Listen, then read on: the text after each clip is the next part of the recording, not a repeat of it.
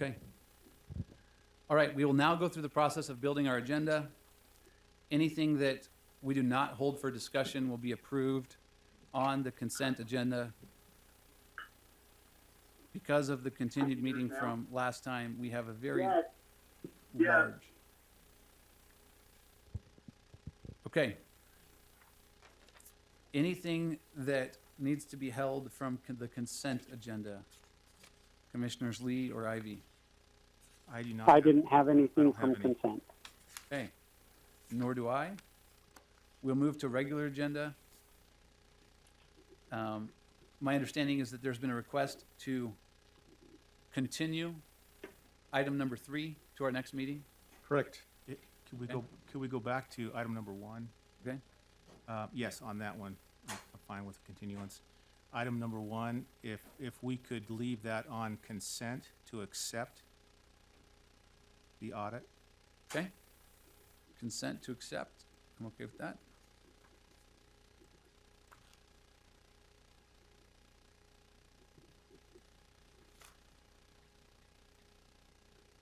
I would like to hold regular agenda item number 22 for some discussion. And then item number 4 needs action.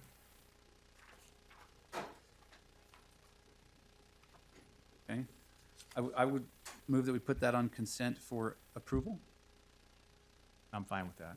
I'm okay with approval on that. Okay. You said number 22? Yes, 22, just hold for some discussion.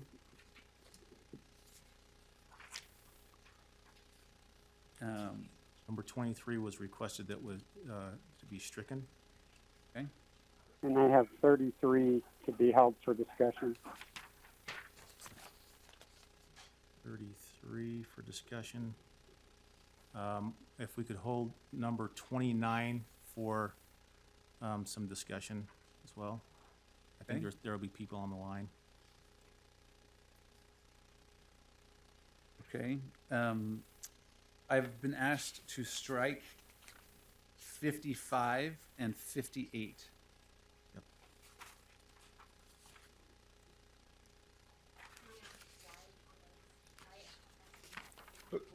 We just need to change the wording and then put them back on again. Okay?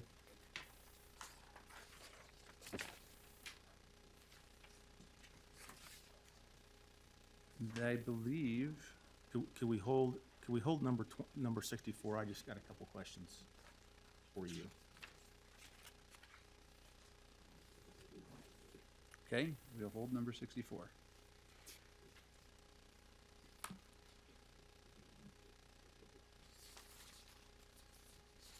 All right, moving to our agenda, that means that our first item for discussion is item 22.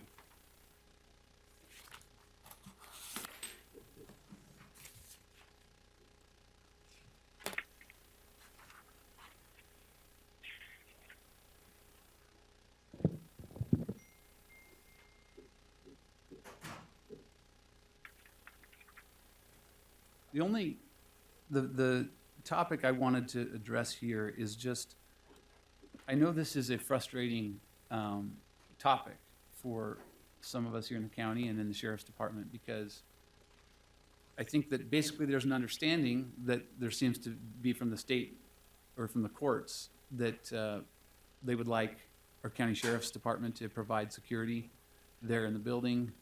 There also is an understanding that, you know, we need to be reimbursed or compensated for that service.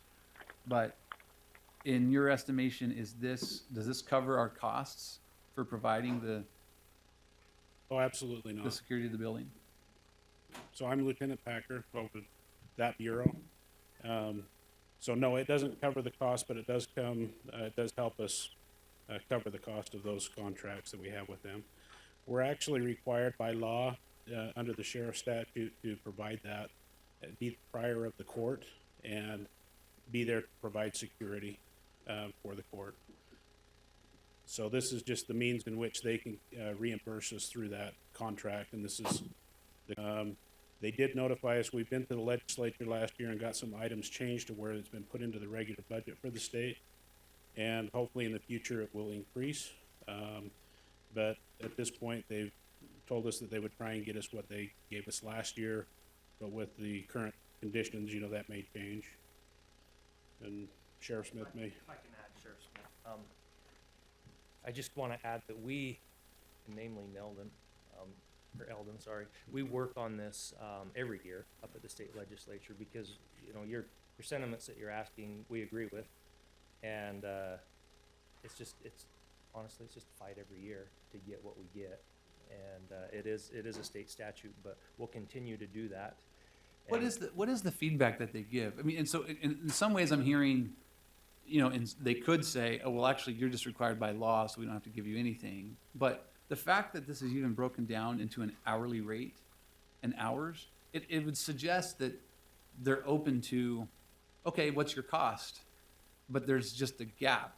You know what I mean? It's not, sometimes it's like, no, that's yours or that's ours. Rarely do you kind of see this, okay, it's yours, but we're going to pay you, but not for all of it. What is the feedback you get when you push to have the cost fully covered?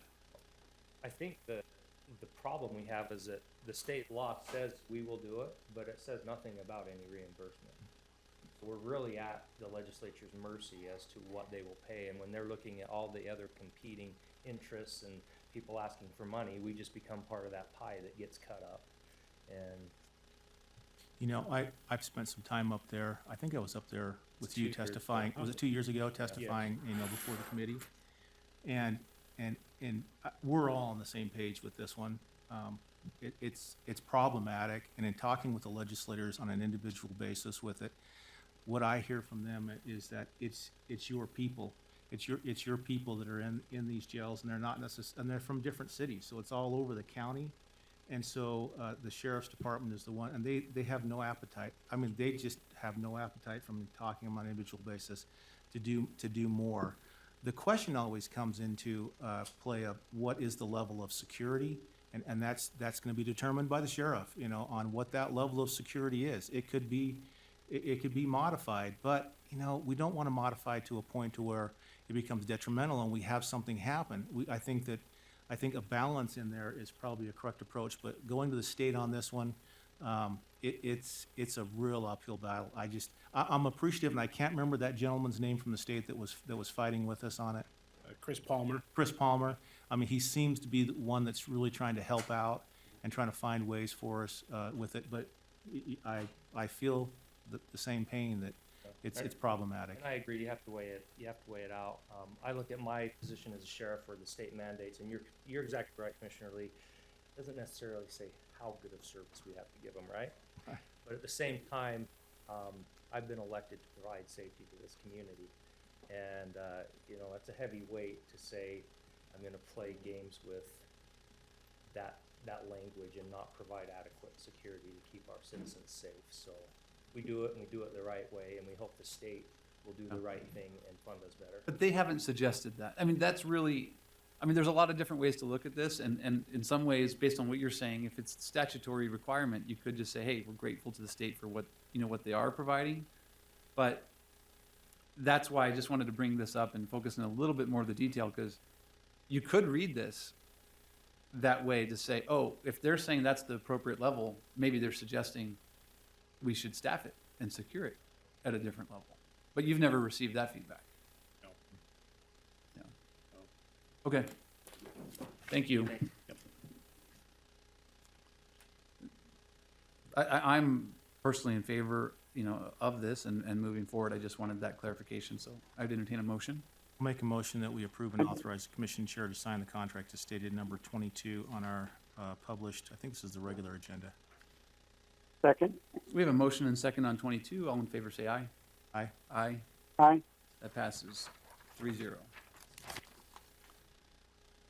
Item number 29, Commissioner Lee. Okay, Alice, can we have Caitlin here calling in? And hopefully we gave Alice the number so she knows which one to open up.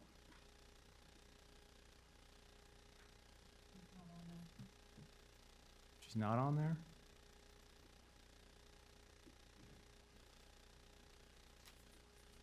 This is not good because it's got a pretty good time crunch onto it.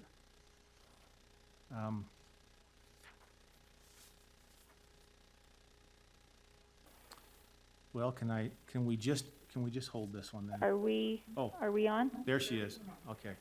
Okay, Caitlin, we're on that item now, to talk about the 4-H exhibit, as part of the county fair, that would go along with the junior livestock, program that we've already voted on. Maybe a couple of items of clarification as we've kind of worked down through this. As you see in the documents, there is an A, B, and C in the way of opportunities, to support there. I guess C is not really a support.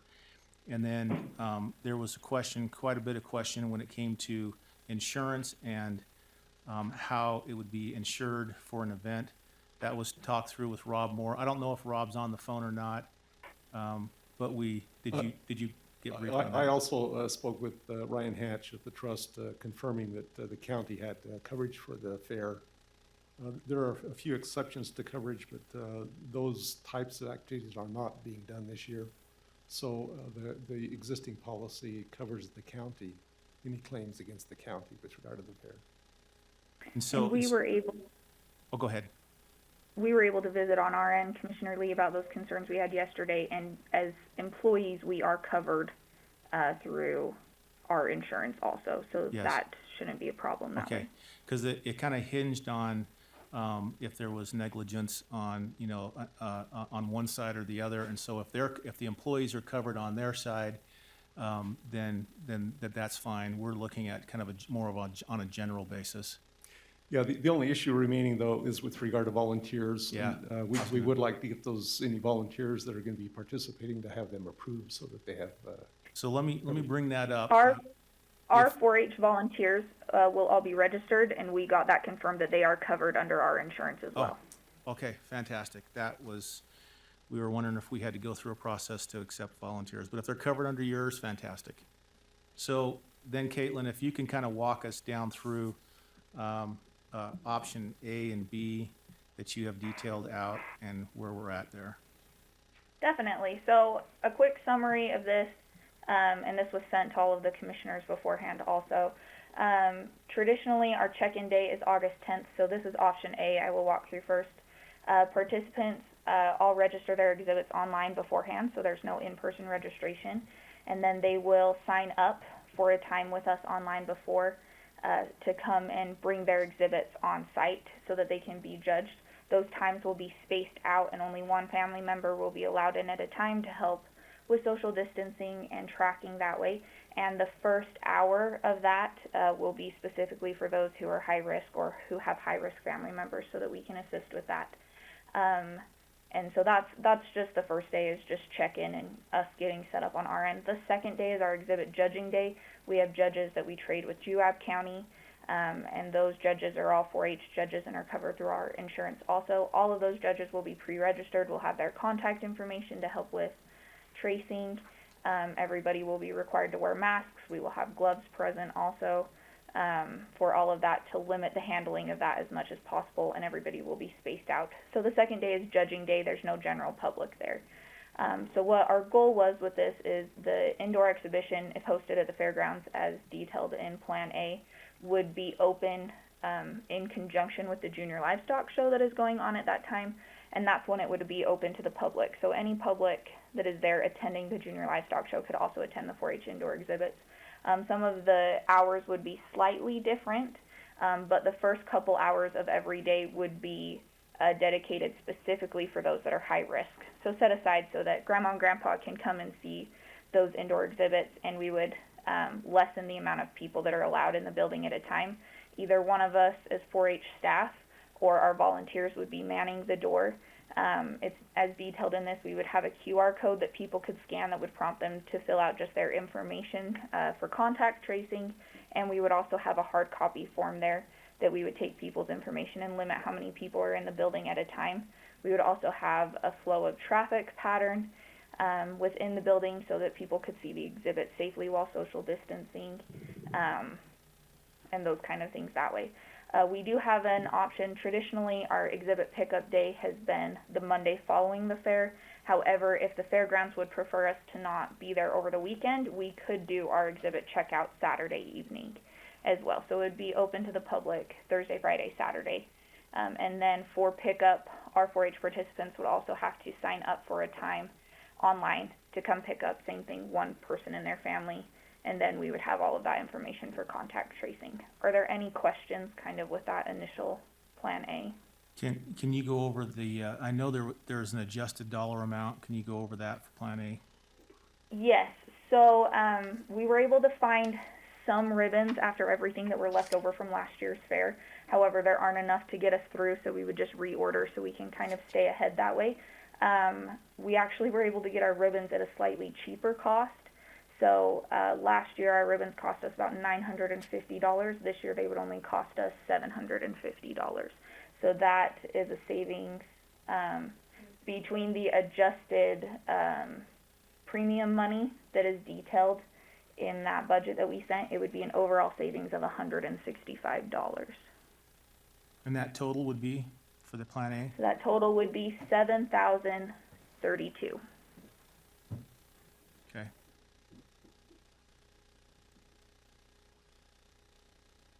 Plan B, I mean, I prefer Plan A, but I mean, part of it is that this is, so we'll go ahead and go over Plan B. Okay, so the biggest difference between Plan A and Plan B is the location. Plan B, our office is in the same building as the Central Utah Water Conservancy District there in Orem. And so we would hold everything there in that building, and then instead of offering an option to the public, we would have a virtual viewing option that we would do probably through Facebook Live and Instagram stories that way. And so it would be a shortened time period. And the dollar amount total? The dollar amount would be the same. Okay.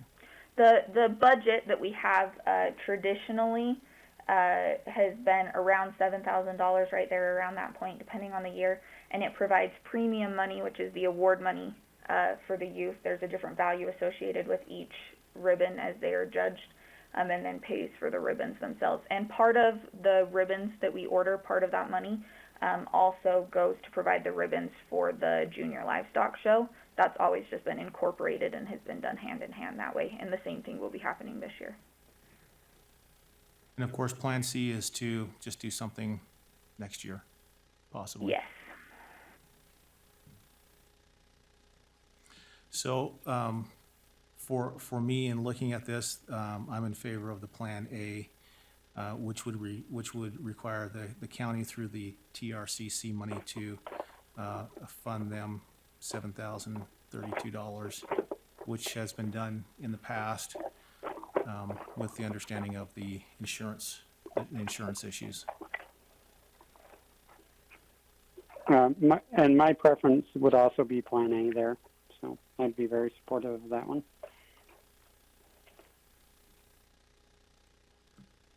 Plan A, Plan A. I'm in support of that. Yeah, Plan A. For motion? I would entertain a motion. I'll make a motion that we approve the Utah County Fair 4-H indoor exhibit portion as stated in number 29 with Plan A, which is detailed out in there with probably the change to the dollar amount of $7,032. Second? We have a motion and a second to approve item number 29 as stated. All in favor say aye. Aye. Aye. Aye. That passes 3-0. I can make note to that, Caitlin, that with this passing like that, that should be sufficient information that you need to let Nick know so that he knows that is happening on Perfect. that week.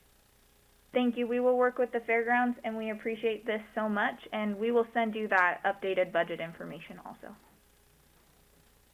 Thank Great. you. Thank you. Thank you. Okay, item number 33, Commissioner Ivey. Yes, I believe Andrew Jackson had some comments and thoughts on this. The primary focus of this, obviously, we've been working with MAG in getting this CARES Act funding distributed that was allocated to the committee.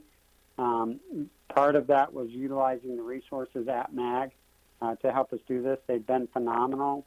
I mean, they've got a website up and running and have actually saved us a ton of money in administrative costs in this by teaming up with them. And so the question was how we were going to pay for those administrative costs, if we would be willing to pay for it from the larger allocation that was left with the county, or if there were other funding sources. And Andrew could potentially speak to that if he's on the line or there. Yeah, I'm here. This is Andrew Jackson with Mountain Land Association of Governments. Is it okay if I just, so I just wanted to say thank you to the commission for all you do, and thank you for the opportunity to work with you on this. There's two things on the contract. On the third page, item 3 under budget, the very last sentence says writing by both the county, and then the rest of that's deleted out. I think that should be and Mountain Land Association of Governments. So if there's an amendment to this contract, it would be both of us agreeing. And then the other thing is on the payment, which is number 4 for the $151,000. We've been attending those meetings. The committee's wanting as much of that $20 million to go out to businesses, and so they've asked that you draw the $151,000 for the admin out of your other COVID funds. We tried to cut those costs as much as we could down to the $151,000, but we challenged staff to come up with additional funding. And as I've said before with you, that I won't ask for money if we have another way to fund it. And so in discussions with staff, we're going to cover that 151 out of reserve accounts that we have. So we are not asking for, on schedule attachment B, that budget listing of the things that we will do for admin, such as the Zoom grants program, et cetera, that adds up to the 151,000. We'll cover that internally through our reserve account, so we're not asking for any COVID funding for that. We looked at it and said, this is 7 or 8 businesses that we could help. We think it's better to go out for that. So we still want to have the contract, so it identifies the scope of work and all the things associated with the contract, with that change on item 3 to add us in as with amending that. But we're requesting that the budget be down to 0 for what's on that schedule. So, as I was reading down through this, and so you're not asking for the $151,000 then coming from the county? No, we're going to ask that to be 0. You're going to ask that to be 0, but you're wanting to change some of the language that we have in this agreement? Only item 3 on page 3, budget, the last sentence in that paragraph says, any amendments to the budget must be approved in writing by both the county. By both the county, yeah, okay. And so I'm saying and Mountain Land Association of Governments. So it's both the county and MAG. That makes sense to me, Dave. Do you Have to have any make hiccups with that? changes to the Barbara? contract. And then the other is to change that 151 to 0.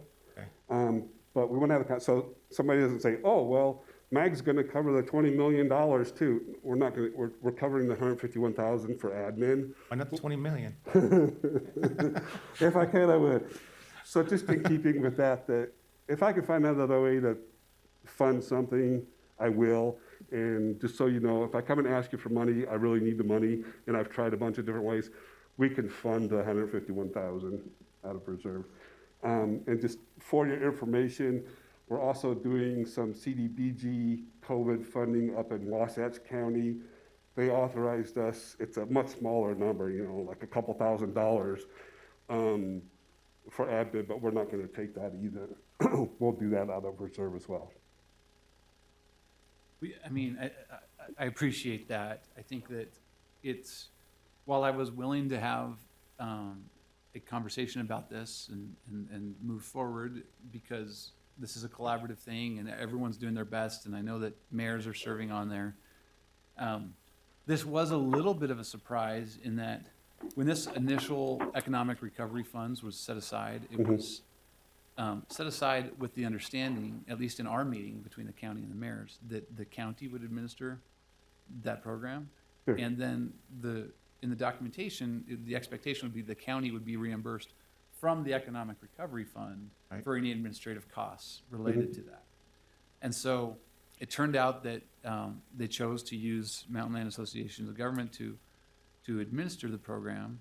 And even though that was a change in expectations, my sense is that people are grateful that you have the resources, you have the tools, and some technical abilities that would have taken the county some time to ramp up on. And so that's why I was surprised when it came back, but just in the spirit of getting this done and making sure that we get these loans out, and I was happy to do that. But if you found the funding source, then I Yeah. think that's a So we still want the win-win. contract to be in place, but the dollar amount will be zero instead of the 151,000. So then walk me through the need for the contract. Yeah, so so one of the things would be, so the money comes to the county, Yeah. and then we process through the Zooms grants, we issue that.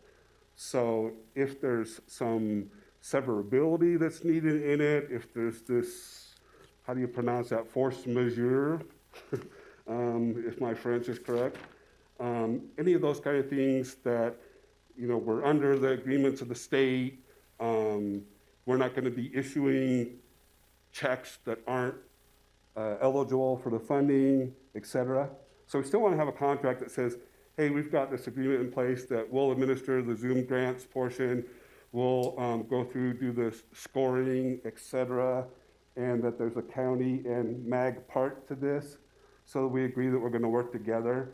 The only thing is we've got a different funding source, so. So we is still it, need an is it, agreement. is it a risk factor then? Is risk coming, I mean, this was kind of a discussion we had, with that money going that direction. When the county was gonna be the one that was administering it, the county felt, and I feel from a lot of our discussions, that we felt comfortable because the county would be involved in saying, no, I don't know if that qualifies or not. And so, because it ultimately comes back to us. Does this contract then shift any risk back to us when things were being done? No, it wouldn't be anything different. The only thing that's changing is the dollar amount that we're covering that with our reserve funds versus the county paying for it. But that's there- what I'm saying, it the doesn't- I contract mean- stays in place. Nothing that we're changing from what was on the agenda. Now, maybe you had that question regardless. It was hard when I always anticipated, like Commissioner Ainge said, I always anticipated that the county would be the one on administering through it, which gave us the ability to kind of have a check in there. Now, I know Rob is on that committee as well, or at least he's Yeah, advising, yeah. advising on that Yeah, committee, he's which gives attending. me comfort that Correct, that's he's going there. on. But the overall question is what happens if there is an audit and this comes back and it says, it was used inappropriate, or it was used the wrong way? Who bears that liability? Because there's cities on there, and there's a county representative on it, Commissioner Ivy's on there, and so what happens? I don't see Peter. Peter's your COVID person, right? Rob's on the line, Oh, okay, Rob. so he can respond to Yeah, that. Rob, I was going to say, Rob can probably address that. And Commissioner Lisa, you're aware too, Amelia or Josh or people from their office have been there. And we've and are discussed this continuing to item. be there for that audit, double check from the county to make sure that we're going in an appropriate direction with the funding. Yeah.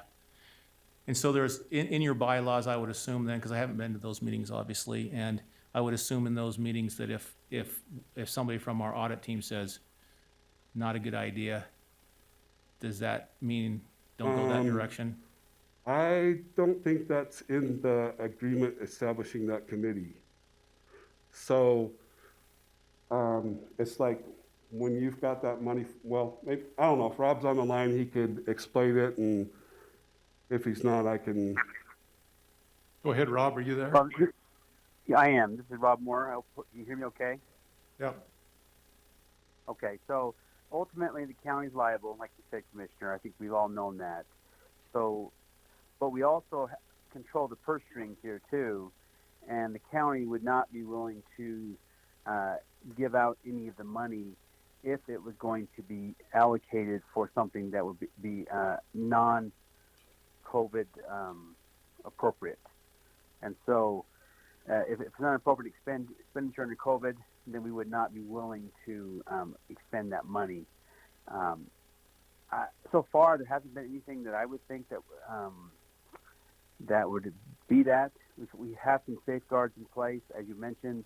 We have a number of representatives from the county who are there trying to help with the committee to make sure that we are doing it appropriately under the COVID Act, the CARES Act, excuse me. And so I think that those kind of things are being addressed. Obviously, we still could get audited. We still could have all those concerns out there, but we are trying to take appropriate safeguards as we're walking through. And we've had some discussions. Peter has been there. The mayor's office has been there. Besides that, I've been there, and we've had a number of discussions. And to be honest with you, these mayors are pretty good. I mean, they have some understanding of COVID and the CARES Act, and because their staff's been informing them what they can spend the money on that they received as well.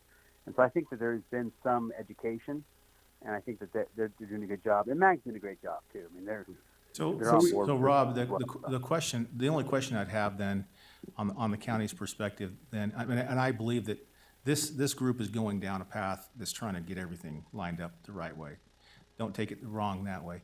My question is that Sure. who is that individual that says that's not appropriate funding? Who is that?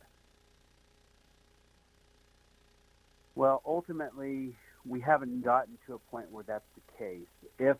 If we had that issue arise, we would, first of all, try to address it at the committee meetings. If there was a request or a motion made to do something that would be not appropriate under the CARES Act, it would be raised at that time. If they disagreed with the advice of staff, then it would kind of push it to the next level, which, because they have to get the funding from us, from the county. They don't have the money sitting in an account for them at this point. And so it would ultimately be the county that would make that call if we feel like that this is not appropriate under the CARES Act. At least that's my take on it. And Yeah. I think that And there's no money that transfers to MAG. Right. So it's like the CDBG program. It stays in your account. You issue the check, or we may issue the check and get reimbursed back from you on it, depending upon what works best for Amelia's group. But we don't get the 20 million in an account and we just issue checks. It's got to go through that process, and those requests are ranked according to that requirement. And the CARES Act funding, some of the requirements in it are fluid. So as they pass new economic recovery bills, they are changing some of those requirements. And so we stay up on that through our national organizations, as well as the cities and the county leagues, et cetera, and have our staff specifically going to those trainings, as well as Peter from your office who specializes in that as well, to ensure that we're meeting that. Now, obviously, there was a question before in one of the meetings about, well, if somebody commits fraud on their application and they say they're going to use the money for payroll and instead they go buy a Ferrari, is the county liable for that? And no, if somebody commits fraud on their application, they're signing that the things that they've got in their application are true and correct. That's fraud that individual commits. That's not something that we can, go back and trace everybody for fraud. But if that's found that they're fraudulent, that's an issue with that person, not with the county. Right. And Commissioner Lee, maybe to address some of your concerns, I could just kind of walk you through some of the process that's going to happen there. So they'll submit their application. That's going to be ranked by MAG staff. So you have people who are very skilled and handle a lot of grant application processes who are going to go through initial review and kick out anything that is questionable as to whether or not it's going to meet the standards of the current legislation. then the committee's going to rank them. So there again, you have another layer of checking this to make sure we're in compliance. And following the committee ranking, it would be sent to Amelia's office for fund disbursement.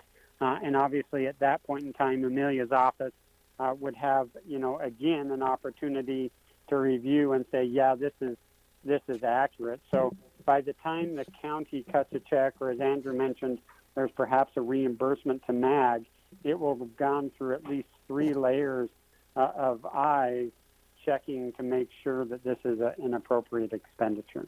Yeah, I think that's helpful because all I was trying to get down to is who or what office is going to, and it sounds like, Commissioner, from what you're saying, that Amelia's office then is the one that's reviewing these things and will say, yes, go ahead and cut the check. And if they say no, then another conversation is going to happen. Absolutely. So the buck stops, so to speak, at Amelia's office because they have the money. Is that where Peter, is Peter That's where located? Peter's at, yeah. And that's kind of where I was Peter's at. asking, because I heard county and, Yep. and I didn't know. Yeah, Yeah. and What that so meant. if it comes through those first 2 layers and gets to Peter, he can still say, I'm concerned about this and kick it back without paying it. Okay. And this is Josh from the auditor's office. Let me also add to that. That is all correct. Commissioner Ivy's correct. In fact, one of the members of our COVID finance team will be actually participating with MAG in the review and scoring of the applications.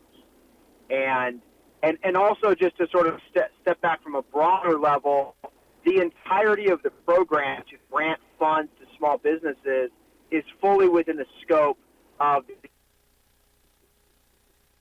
and the nature of the grant program that the committee has signed. And so it's basically not possible to make an inappropriate expense. There could be some question as to a grant applicant, whether they qualify or not, but the general nature of the expenditure, economic support payments to small business, is fully compliant. And just to reiterate, yes, the auditor's office will be involved in that process in cooperation with MAG. Great. Okay, I would entertain a motion on item 33. If I could clarify, I would suggest some modifications then, according to what I've heard today, to see if this works right. First, with regard to the document that was uploaded, the first page would be deleted. It just has 1, 2, 3, and 4, but it doesn't really contain any substance. Page 2 is where the agreement starts, with item number 1 being scope of service. So my understanding is we would delete all references to attachment B, which is the budget, since it's a $0 amount. I think we still want to, I think that still identifies the scope of work that we'll be doing. Well, that's attachment A. Okay. Although attachment A wasn't loaded to the system, but it references it, but it's not here. Yeah, so if B was just the dollar amount, then yeah, we can, B was the budget, yeah. yeah. So we want to have the schedule of work to be completed still there. Yeah, that's A. Yeah, so we want to have A, but we can just delete B, and we can delete that reference to the dollar amount. And then we would delete item, paragraph number 3, which is the budget. It references the budget, since there is no budget now. So that would be deleted.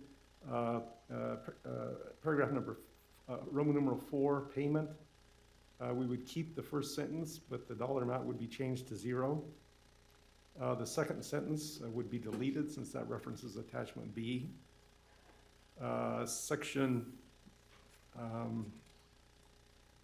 6, payment procedures would be deleted, since there would be no payments being made to Mountain Lands. And that plus the addition of a subrecipient agreement, which would then be added just to the document, the language for a federal grant subrecipient. Yeah, sure. And then, so again, we're talking about that scope of work in A. Let's just say, for instance, the federal government says, here's another $40 million to move forward to small businesses, then we'd like the opportunity to come back and talk to you. If it's something we can already do, we've got everything up and running, and it's just processing a few more applications, you know, we should just be able to do that. But if it's something where it's like, oh, we've got to go do this whole stuff all over again, then we'd like to be able to have a discussion if it goes beyond that scope. Sure, Makes sense? yeah. Should we, I mean, look, there's enough going on here. I don't know the time sensitivity. Should we just strike this and have it on next time for ratification? That would be preferable if, That's fine. if the There's no, timeline will work. no dollar needed right now, so that's fine. But I think in this meeting, I agree with the conversation going on and what you're, so it's, I mean, I don't, who's gonna write it up?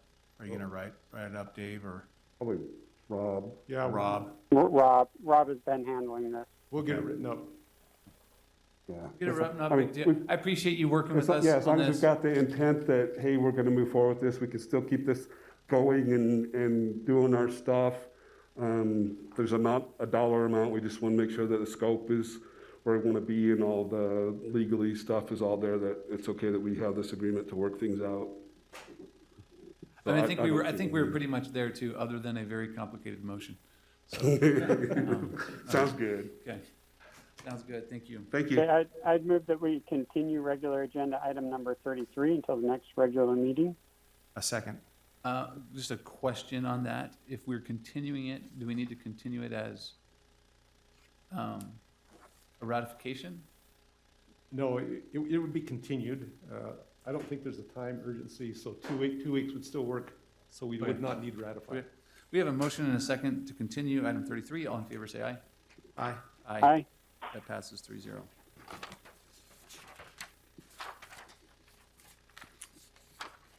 Okay, Commissioner Lee, item number 64. So on item number 64, I applaud you for taking on more work. The question comes into play, and I'm sure you probably receive emails like I have on it too. The orders that you have is a 6-week order. Is that it? Is there any more time after that? There is an additional training period at some point that will take place in Charlottesville, Virginia. I do not have that pinned down. That will not happen in 2020. Okay. So it won't happen in 2020? No. The thought was, is some were saying they could happen consecutive. No, yeah, in my case, I will not be attending consecutively. So I'll be back for the duration of 2020. I know there was exemptions to it or exceptions to it in some cases. I didn't know if that was the case or not. Okay, So I'll make a motion that we accept the notice as stated in number 64. Second? we have a motion and a second to accept item number 64. All in favor, say aye. Aye. Aye. Aye. That passes 3-0. Mr. Chair, if I could, just on a personal privilege basis, the letter that we have been talking about, I would like to submit it for the record to be added into our minutes. Sounds great to me. You have Sounds it. great. Okay. You might want to just reference what that letter is, because the prior communications, they were not part of the minutes. Or Yeah, oh, okay, So so you don't that letter, just, it says right on the top, it says, in support, go ahead and read the subject line on it, if you would, Alice. Or, here, give it to me and I'll read it then. That letter, the subject line of that says, regarding support for Utah County Schools districts and a request for a compassionate exemption from statewide K through 12 mandate.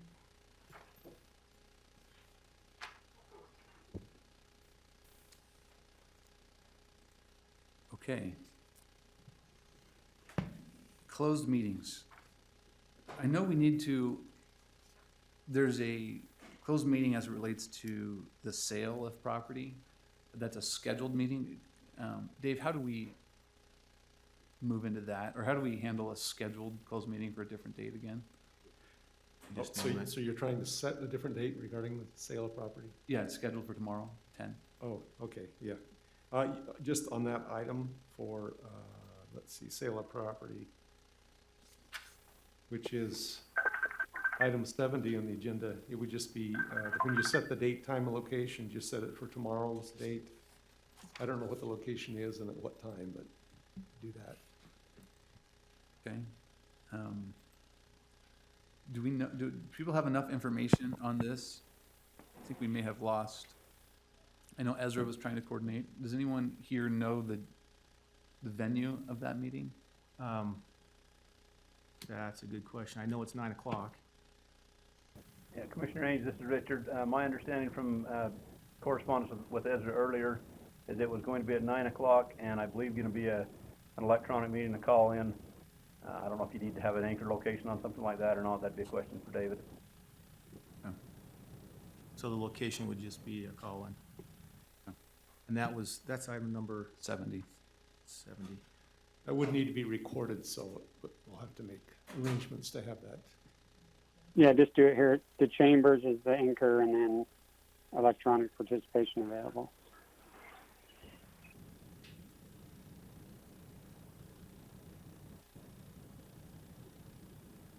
Okay, I would entertain motions on the closed meetings. So I'll make a motion that we strike number 66 and 68. Second? We have a motion and a second to strike 66 and 68. All in favor, say aye. Aye. Aye. That passes 3-0. I'll make a motion that we approve and set a date, time, and location for closed meetings for item number 67 and 69 at today's date at this location following today's regular meetings. Second? We have a motion and a second. As stated, all in favor, say aye. Aye. Aye. That passes 3-0. I'll make a motion that we approve and set a date, time, and location. The date, what is the date today? Today's the, 28th? Oh, 28th. 29th. so tomorrow's the 30th? Yes. So the date will be the 30th at 9 o'clock. It will be recorded out of this room, correct, Alice? And there will be a call-in number provided for that closed meeting on, which is the sale of real property, water rights, or water Second. shares. We have a motion and a second for item number 70 as stated. All in favor, say aye. Aye? Aye. Aye. That passes 3-0. We have no work session items. Is there any public comment?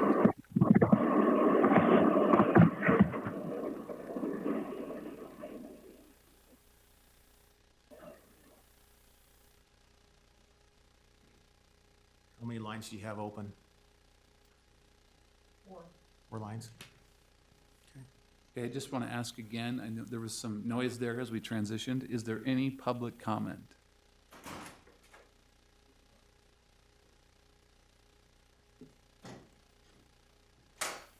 Okay, hearing none, we will go ahead and move into our closed meetings.